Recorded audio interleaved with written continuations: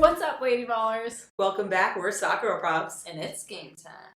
What's up, Lady Ballers? Just last week, we found out for the first time student athletes can be compensated for the use of their NIL, name, image, and likeness. This is revolutionary as rules around the NIL have prohibited student athletes from accepting compensation in order to maintain their eligibility. The rules kept them squarely under the NCAA's amateur guise, but not anymore. We're chatting about the NIL reform with David Morris, the founder of the College Athletic Advisor, and Michelle Meyer from the NIL Network, all about what these changes will look like for student athletes. Enjoy! Hi, guys. Morning. How's it going? Hi. It's going. Nice to meet you guys. You too. Thanks for coming on. We really appreciate it. This was perfect timing with everything that's happening. Yep. It's been an insane week. I cannot keep up to save my life. Yeah, so we love to just go through everything with you guys and just find out more. We've been getting a ton of questions and DMs from different players, and we only know so much. So any insight you can give us on what they can be doing to help themselves as they go through the process, if they're in high school and they're going to be college athletes, or if they are currently college athletes. So literally starting from the beginning, so basic, what is NIL, and go right into it. Because I know a lot of younger players are still learning about it too, of course. Yeah, I mean, I think that this, all started a couple of years ago with the Ed O'Bannon case, which everyone knows is the video game lawsuit. He was a basketball player at UCLA who EA Sports was using his likeness even after he graduated. And he's like, hold on a second. As cool as it is to be featured in a video game, it's like, how am I not being compensated for this at all when this is exactly what I look like? My number obviously didn't use his name, but so he brought a lawsuit against EA Sports and the NCAA, which they settled. I believe some of the players that were being used got a payout of $1,000 each or something like that. And then moving forward in the fall of 2019, California passed their own NIL bill to go into effect of January 2023, which was the first time I think any state has really stood up to the NCAA and said from a government standpoint, we're changing the law, enough is enough, and we're going to make this happen for our athletes in California. And at that point, it brought around, NCAA was threatening to kick those schools, all the California schools, out of the NCAA, or to, threaten them with lawsuits and whatnot. And that really, that didn't come to fruition. And then all the other states started passing, with then Florida saying, all right, we're doing July 1st, 2021. So here we go. And as the other states didn't want to fall behind in recruiting, I have been shocked about how integrated, maybe I'm just naive to it, but how integrated our government is with even college sports and whatnot, that someone said it to me in a way that they're like, hey, if Alabama didn't pass their law to go into effect on July 1st and then they did not win the national championship next year, that senator would probably not have a job anymore, because that's just how much people love college sports down in the Southeast. So Dave, I don't know if you have anything to add to that. Yeah, I think from a student standpoint, there's a couple things. One of them is the high schools it's very state by state. Like in Texas, if you start trying to sell your NIL rights as a high school student, they will declare you ineligible. Some states are not. I don't know how that's going to go. That's a very political state by state. There's also not that much pressure to let high school kids. EA Sports isn't doing Texas high school, whatever. They don't want to do it the same way. So there's also no limits. The NCAA was limiting NIL for everything. So if you had a YouTube, you guys had a YouTube channel, you weren't really trading on your NCAA status, right? It was funny and that you still couldn't monetize it. For high school students, the high school regulatory groups don't have any power to stop that. So if you want to make YouTube videos about your she shed and they monetize on YouTube, that doesn't impact this is true story. That's what happened, right? That doesn't impact your high school eligibility, but it used to impact college eligibility. So there was a real problem where the NCAA was making college athletes the only people basically in the United States who couldn't monetize their intellectual property. So it was never going to stand up if anybody, questioned it, and it didn't. So for college students, now there's kind of this, it's kind of like the Old West where they opened up Oklahoma and everybody go. there's a lot of talk about what this is going to mean and how much money. And I think maybe we'll get to that, because I think there's a lot of right now overstating what we're really talking about. This is a limited thing. You monetize intellectual property. I'm watching the basketball players at Fresno State.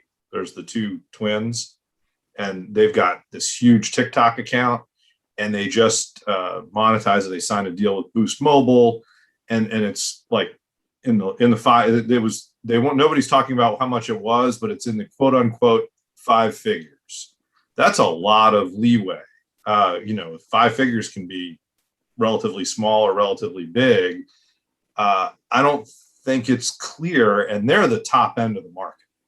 Like there's really nobody worth more money than them. So I think people need to understand that this is part of an arc now. You can monetize it in college, but the real thing is you have this opportunity to build a community. And yes, you can monetize it, but it can do a lot of things for you. And I think that's going to be the next. I haven't heard a ton of people. The really loud voices are like, woohoo, somebody just made $50. I don't know where that really leads. There's an opportunity here to do something similar to what you guys have done with less regulation over time. Well, I was going to say, when we were in school, and I think this is the case with a lot of these student athletes now, is they have millions of followers. And it's not so much that they can't, be like, I want to do the X, Y, and Z and make money. It's that they've been building the brand of themselves this whole time and have to just wait to monetize on it. And that's kind of the situation that we were in until we weren't collegiate athletes anymore. Then we could finally incorporate a business. But now I'm just partnerships with companies and being able to monetize like the creator channel on TikTok and being able to make money like that. Like none of that was ever permissible. So it's just cool that now that's making money. And then you also have to think how many brand deals happen between schools, because schools have certain elite players that they want wearing a Nike jersey or an Adidas jersey, so it goes on a lot of different levels. But it's just really cool. There was that gymnast that got the billboard in New York City because she's the top college athlete with the most followers on social media. So they had like a huge billboard with her name and everything. But it's crazy. Social media is so much bigger than it even was back when we were in school, and it handicapped us so much as a business. I was going to say, is it to the point now where is it more about how many followers these athletes have on social media, or is it about how good they are? Like, where do you think the brands are going to go? They're probably going to go to the people who have the most TikTok followers, which is wild. But I'm curious to see your perspectives on this, because I know my sister's husband plays hockey, but he hates social media. He doesn't even have an Instagram. He probably wouldn't get a deal with anyone because of that reason. That's what I was just thinking. Yeah, I think that probably 95% of these deals will be social media endorsements, kind of like brand partnerships, that kind of thing. But I think there's a lot of other different avenues as well. If they're not on social media, like now college athletes can go and coach private lessons or clinics and use their name on that camp. And then, if they have any entrepreneurial, endeavors that they want to go to, like a lot of athletes have started kind of like clothing lines or, podcasts or YouTube channels or just a different way that's still associated with their personal brand, but they have been so blocked from doing that because of the NCAA rules. Like the first athlete or whatever it says to monetize their NIL was actually an NAIA athlete, because NAIA passed their reform back in October of last year. It is a volleyball athlete named Chloe Mitchell, who during quarantine made a TikTok of like building like she sheds, I think. So doing like some construction type stuff that literally had nothing to do with her volleyball career, but because of how the rules are written, she was still blocked. Like there's a waiver process they can do, but those aren't all approved in any kind of capacity. So I think just like opening it up and giving the athletes the same rights as like the student they sit next to in class, because exactly what you guys said, social media is so big now, but there's other opportunities as well that people can take advantage of, like normal students can. So these players, these like young people can create businesses while they're in college. Like that's wild to me, because we were for so long like so scared that we would go against rules, you know, when Yep. we were playing. Yep. Oh my gosh, what a different world we live in. Do you Yeah. think that at some point, like coaches are going to have players who are the same level of like an athlete, but because one has a bigger social media or one has deals that they're going to then pick them over the other person, or vice versa? Is that going to scare them away? I think that this is really, we're in a period, it used to be the coaches had all, or the schools, I don't know about the coaches, but the schools had all the leverage, right? They said, oh no, you can't make money. Your only thing you can do is get a scholarship. The only thing you do is we give you some perks. We can change scholarship, you know, give more equivalencies, discounts, things like that. Now, student athletes are going to have the ability to really pick a school because if you have this social media community and you have this NIL value, you take it with you. It doesn't belong to the school. The flip side is some schools are going to provide better leverage than others. And I don't think it's going to cut cleanly like Division I is going to give more leverage than Division III or something like that. I think it's going to be more based on, you know, the program itself, on the school itself. I mean, there's some Division III schools that are going to add a lot of NIL value or be able to allow students to leverage that just because of the kind of school they are. You know, like, you know, I always think of like Emory or University of Chicago or someplace like that, NYU. I mean, those schools are going to have some advantages that Murray State, for instance, is not going to have. And I think that's one of the things we don't really know how that's going to shake out totally. But I think it's going to empower players, student athletes, to be able to do what they want to do and be able, hey, I can play. I got to follow the rules for playing, but I can also start my own business. I can also monetize my social media. I can also build a community that's going to have value, maybe some value now, but maybe even more when I graduate. For someone who doesn't want to do, there's no, Instagram's not the thing. It's, you could do public speaking. You could write a book. You could, I mean, it's limitless. And I think that's, right now there's this little frenzy, and I think it's going to be interesting to see where that goes. The other thing is, you know, we're talking about a lot of student athletes. And I think that there's a little bit of I don't think that most of these deals are going to be like, you're going to make more money playing in the NBA than you make from your NIL as a college athlete. The thing that's interesting to me is I think this is the first time that female athletes have had an advantage. And I think it doesn't matter whether you're in a non-revenue sport. It doesn't matter if you're male or female. If anything, because women's sports is primarily on social media, that's the primary vehicle for sort of spreading the word. If you're a fan of the U.S. women's soccer team, yeah, the games are on ESPN or whatever, but the conversation's all on social media. There's relatively little coverage, right? And so there's this community that already exists. And I think so female student athletes have an infrastructure that is superior. And I think there's been a lot, if you've watched the news, the coverage has been, oh, this football quarterback, you know, signed this deal, but the real action's been on the women's sports side. Yeah, and I think in saying that also that this is giving more power to the athletes and, you know, negotiating or figuring out what school they want to go to, it adds a whole nother element. There's been a lot of conversations around like, okay, is NIL going to be further separating the haves, you know, the Power 5 schools from the have-nots? And like, if you look at it, I think as, I don't know, like not very deeply, you're like, oh yeah, it obviously is going to, because they have all this money. You know, there's universities who are putting together NIL services that are in the six figures already to help their athletes with their personal branding and the education that goes around it, which education in this space is going to be huge over the next year. Like there's already some things that are coming out that are not positive of like athletes getting taken advantage of. Separate story. Maybe we'll hit that later. But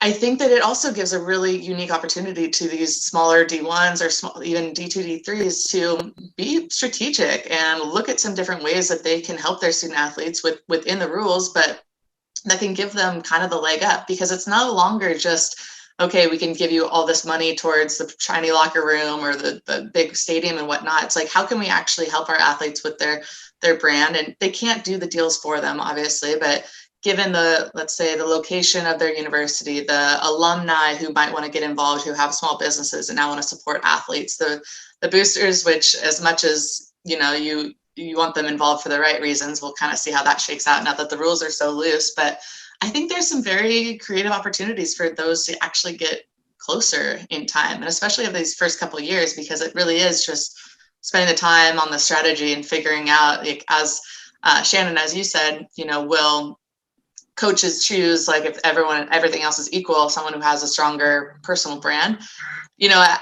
I don't know how that'll figure out, but like an athlete that is monetizing their personal brand and they're representing their school in this program, not most of their followers, but a large percent of their followers is probably young girls or boys who are looking up and want to play in college. So if they're seeing these guys and they're representing their school, I don't know, that kind of builds that aspirational side. And then maybe that school is seen better in their eyes because they support their athletes. So we'll see how kind of that shakes out. But I think it is kind of could go either way, in my opinion. Well, I think it's important to point out college is already doing this. On the admission side, they're paying high school age and younger influencers to come to the campus, say nice things about the school. Like, there's already a market for that. College is already doing it. I think, being strategic is going to continue. So colleges and universities cannot take a cut from any of the players. It's all individual to the player and the personal brand itself for them. Right now, that's how it's structured. The laws allow the colleges to take a cut. And I think smart policy, this is my opinion, the smart move to me is the colleges would say basically, like, because you have to report all your NIL earnings, right? Mm-hmm. So it would be smart for the college to say, we're going to take a third of that money and create an NIL pot and redistribute it to all the student athletes, and maybe take a cut for ourselves. I was going to say, would a college really give all of it back? well, I think you could defend the college taking some. Part of your value NIL is because you're playing for fabulous university of whatever, and we ought to get 5% or 10%. Yeah, I for sure, like, that's the first thing I thought of. I was like, these colleges might get really salty, like, if all of these players are making so much money and using their university name. So I would imagine that would be an issue, or one of the negatives down the line. Michelle, well, you can't use. What do you think? So in quite a few of the state laws, like, they have a separation, like the student athlete cannot, like, let's say they're making up parents, they can't actually wear, the polo with the mark of the school on it. They have to just be their own personal brand. But I think it'll, there's obviously a bit of a connection there, just because they are representing, like, they have, let's say, 10 social media posts of them playing their sport in their jersey, but it's not associated with a payment. And then it's like this other one of just them standing alone, like whatever, sunscreen or whatnot. But I think what I've seen that's kind of interesting from some schools, because since the NCAA punted this and they said, all right, if you don't have a state NIL bill, institutions, you write your own policies, which, again, it's just craziness. But I think what I've seen from some of them, which I actually think will be really advantageous for that partnership in the future, is licensing out their logo or their trademarks to the athlete who wants to take advantage of them.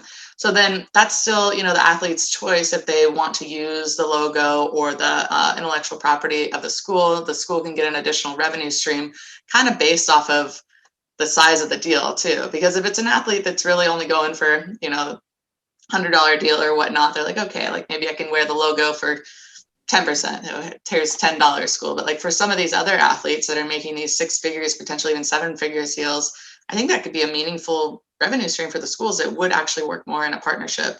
I'm not a attorney or lawyer, so I don't really know the ins and outs of that from the legal side, but I think that would be an interesting way for them to collaborate together. So we'll see if that starts happening. I feel like there's going to be a lot of issues with, like, legal things moving forward. Like, I think there's going to be a lot of gray areas that athletes aren't going to know before they do it. Like, they're going to have to take courses on this when they go to school just to make sure that they don't make a mistake with it, which is crazy.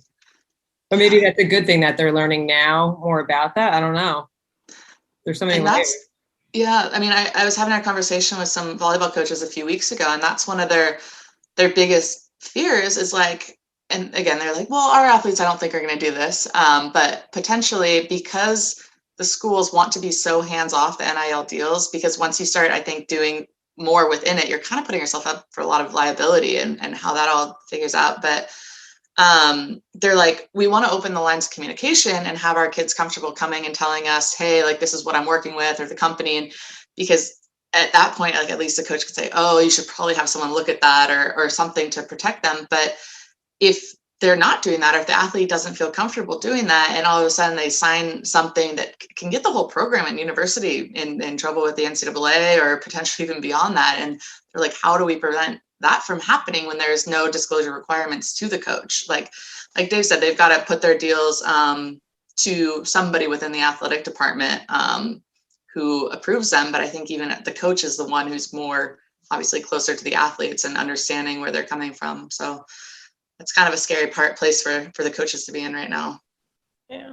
And are the players basically their own agents? Are they just reaching out to brands? I know we have a bunch of players reaching out to us. Do you think that, are there agents that are going to be assigned to certain schools, do you think? Or is this going to be something that people just have to proactively do on their own? Dave, you want to go for it? I'll go. Yeah, I think student athletes, they can hire an agent to represent them for NIL. So this is a really good, if you're in a sport where you're looking at going professional, right? This is a great way to test drive an agent. Yeah. And you can let them pitch you on NIL stuff. If you're in a situation where that's really not on the table, this is a great opportunity to hire a lawyer for the first time. Hire an agent. You can get people to pitch you. You want to get, it's like anything else. You want to listen just like you did your college search. Hopefully you didn't just go with the first person who talked to you. So you want to put together a pitch, say, hey, I reach out to 4 or 5 different attorneys or different agents or agencies. There's a couple online ones, like Webfluential is a good one, that have worked with influencers across social media platforms for years. And so it's already got an infrastructure that's set up.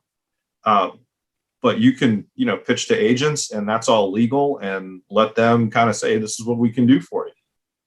I think anybody signing a contract in any field, but particularly one that's more than 3 figures in an area of law that's evolving like this, would be well served to have professional representation. Yeah, and that's kind of one of the places I'm trying to go with Nil Network, just because there are so many different industries involved within even the umbrella of NIL. You have your sports agents and your attorneys, and then you've got accountants that are dealing with the tax side, and then these marketing agencies building your personal brand.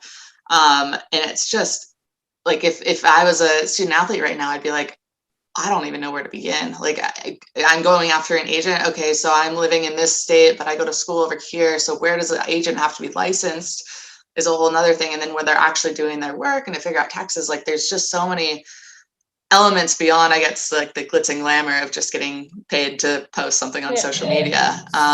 So much, like the personal branding too. We didn't even know how to personally brand anything or just brand our company until somebody literally taught us how in one of our entrepreneurship program. But it really is wild how much, like Shannon was saying, they're just, the education side needs to be there, and these players need to know how to manage their finances. What if they're getting paid a ton of money?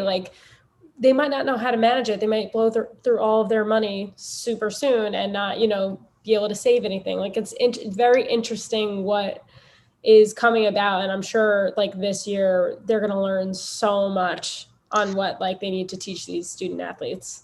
Yeah. And the crazy, when you look at the numbers and the statistics from our professional leagues with the NFL, NBA, I think Major League Baseball, and even hockey, and the athletes that are retiring out, and what percentage of them after 3-5 years, whatnot, are in some kind of financial hardship or even bankruptcy, is in the NBA, it's 70% or something. And I think they're all over 50%. You're these are professional athletes that are probably in their mid-20s, who probably had all the resources in the world while they were in whatever league to get educated and understand the financial literacy piece.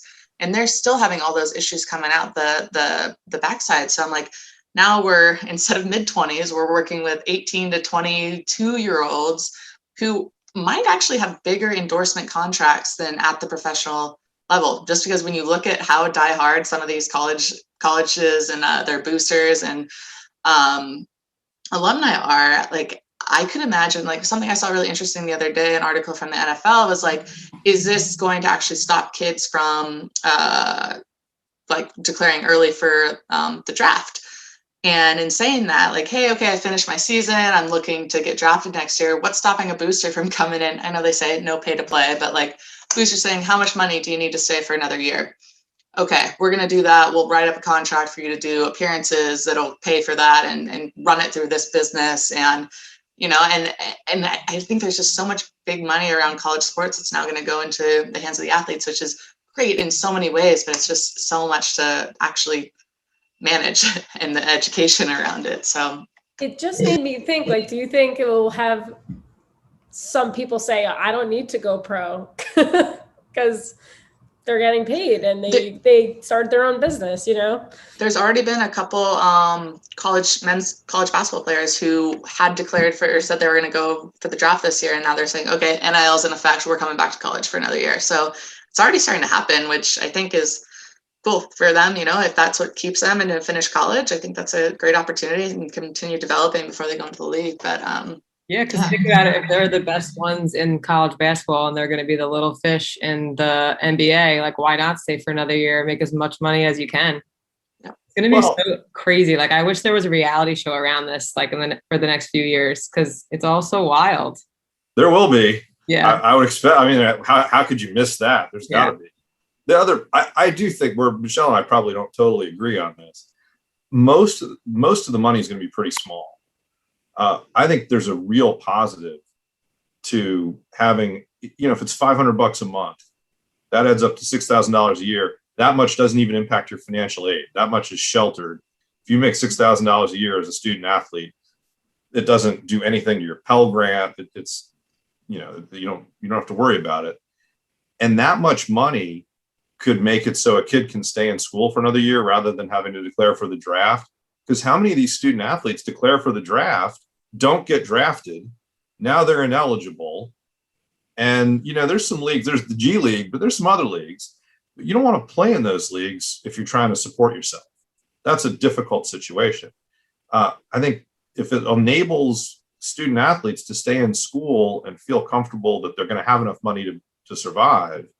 And I think, you know, when you guys were playing, you couldn't get cash on top of your scholarship, right? It was just tuition, room, board, books, fee. In soccer, it's not even that. Mm-hmm. In basketball or football, scholarships are now cost of attendance. So kids get tuition, room, board, books, fees, plus about $5,000 or $6,000 a year to pay for miscellaneous expenses. So the kid who's starving and doesn't have pizza money is kind of a story. It's a great story, but it's a story from a while back. Now you're going to add another $6,000 a year in NIL payments. That's not $1 million, right? An NBA contract is worth way more. An NFL rookie contract is $500,000 almost. Okay. I don't think there's a lot of NIL deals that are going to do that. Under Armour's not going to, I don't think, going to pay a student athlete $1 million. They already pay the school $1 million and the kid has to wear it. Yeah. Right. So I think you're talking about smaller deals, but those deals are significant. I'm much more concerned with that's the bigger, you're talking the top 2% of college athletes are maybe making these big deals, but then you have the middle 50% that could start making a difference in their lives, not on a 6-figure scale, but on a smaller scale.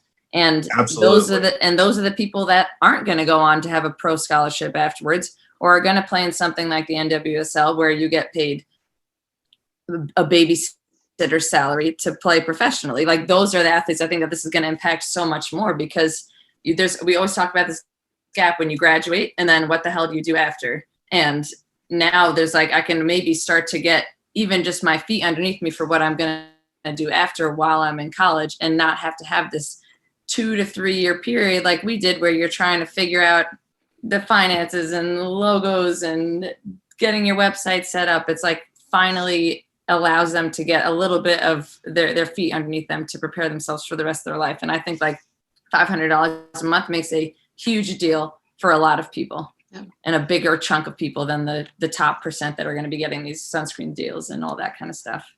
Yeah, and I think to that point as well, it's like, you know, 98% of college athletes are not going pro in their sport after they're graduating out, and their biggest opportunity to market their personal brand and who they are is in college. And I think that's probably the most true, like in, niche sports and female sports and whatnot. So like that's where that is that really, really cool opportunity to make not even life-changing money, but enough to get by and potentially even, like you said, to save something. If you graduate out, then you're not in this mad dash scramble just to jump into a corporate 9 to 5, and you can kind of have some flexibility to, I don't know, explore some different options, which I think would be really cool.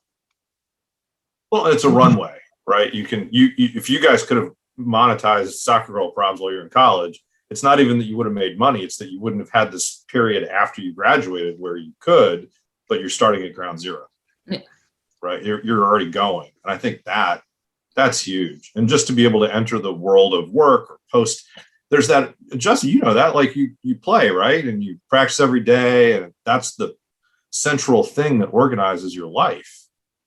And then you get out of college and it's like, okay, time to grow up now. And everybody's just like, yeah, cool. You're like, hey, I'm second. Like, there's no practice. What just happened here?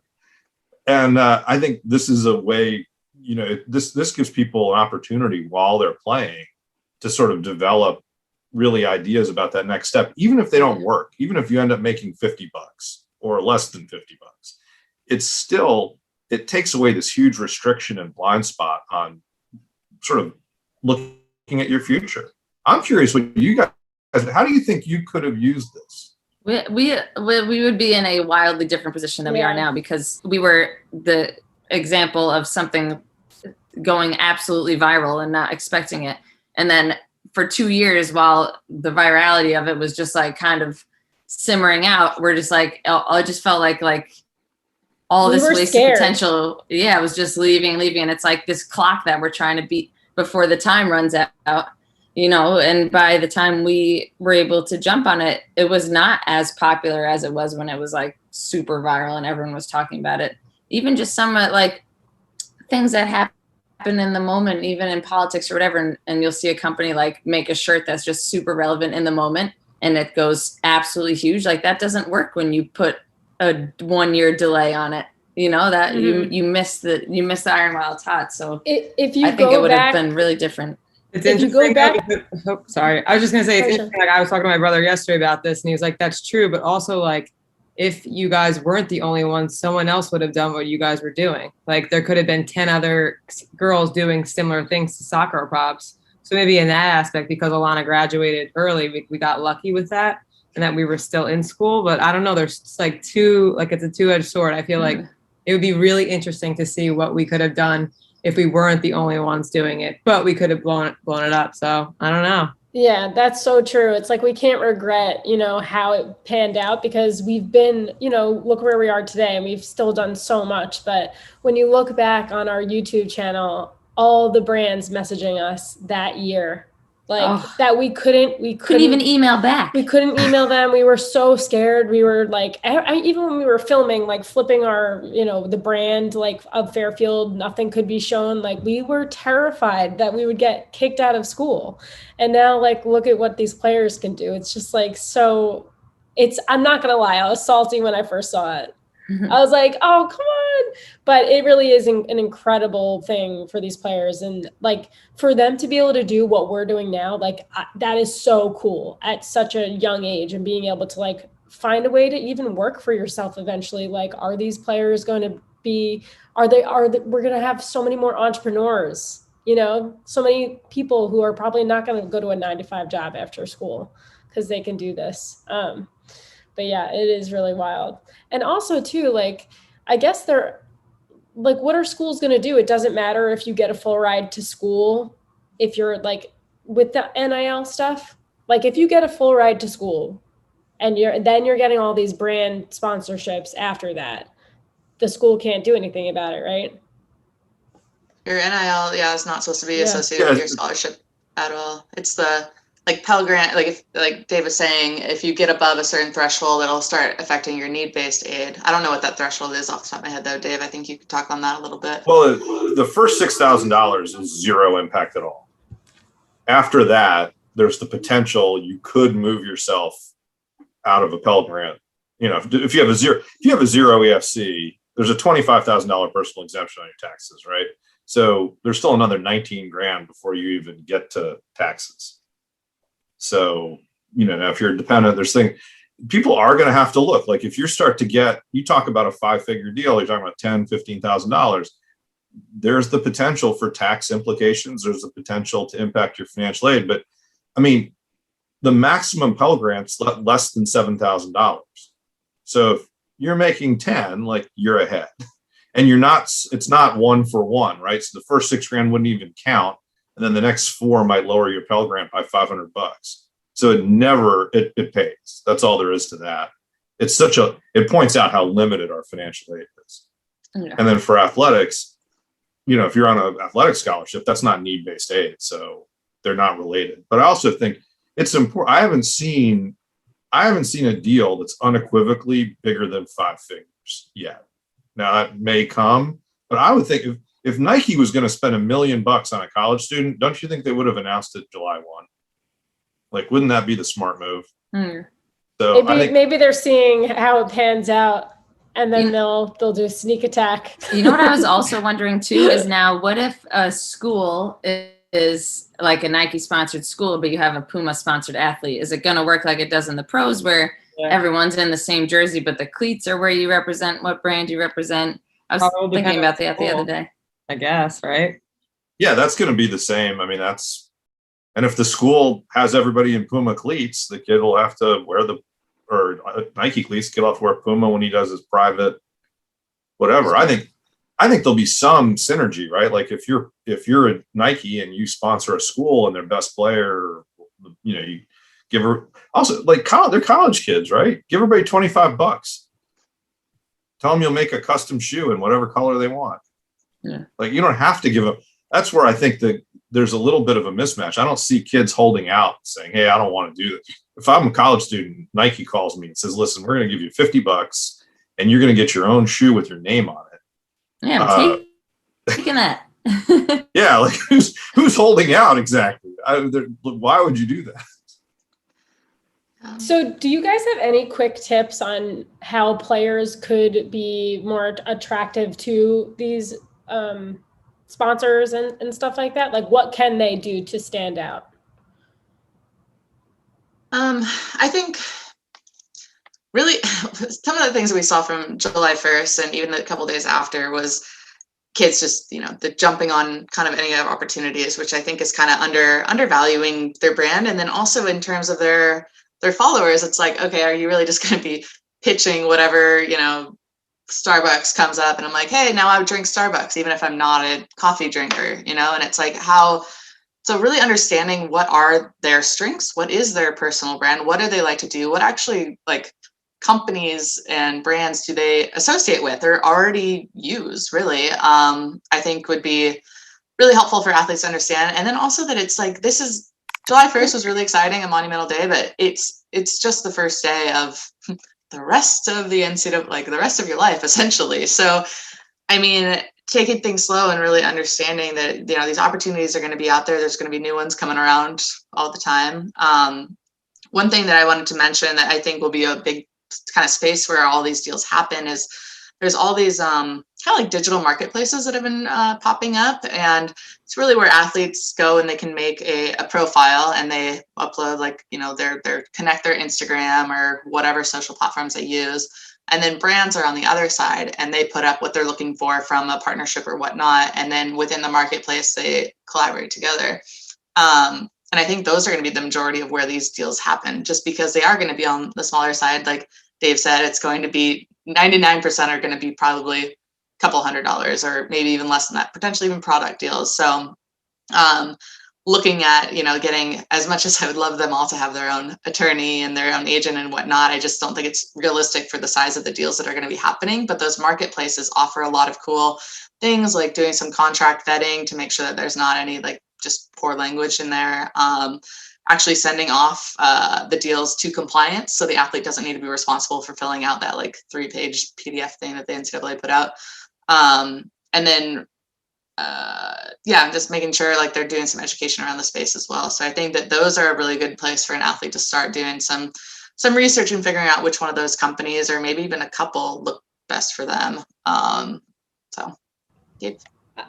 Yeah, I think that's really big from the mechanic side. I think the other part is what created value for you guys. You had a way of communicating and you built a community, right? And it was a shared space.